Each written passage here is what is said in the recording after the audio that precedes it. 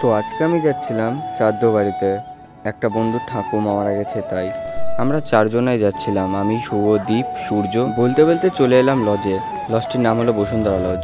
কিছুক্ষণ দাঁড়িয়ে থাকার পরে বন্ধুটা চলে আসলো। বন্ধুটার নাম হলো সমীর। তো আজকে সোমবার ছিল, তাই জন্য আমরা নিরামিষ খাই। ওই জন্য আমাদেরকে বন্ধুটা তার বাড়িতে নিয়ে গেল। নিরামিষের ব্যবস্থা তার বাড়িতে করা হয়েছে। তো আমরা চারজন তার বাড়িতে চলে আসলাম। এখানে দেখি অতটা ভিড় নেই। তারপরে আমরা একটা ফাঁকা টেবিল দেখে বসে পড়লাম।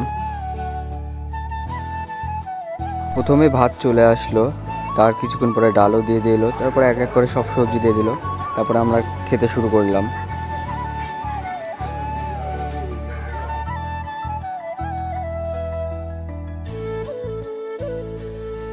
তারপরে দই আর মিষ্টি দিয়ে দিল।